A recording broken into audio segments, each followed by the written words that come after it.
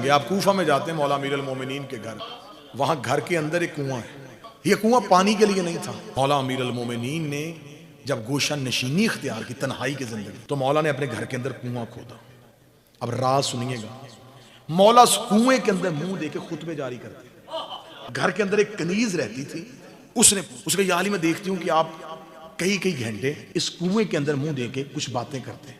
मौला ने फरमाया कि अली से सुनने वाला कोई नहीं, इल्म मौजे मार रहा है, लेने वाला कोई नहीं। अली फरमाते हो, उसने कहा या अली, फिर आप जो जमीन में ये इतना इल्म दे रहे हैं, ये जाया नहीं होगा?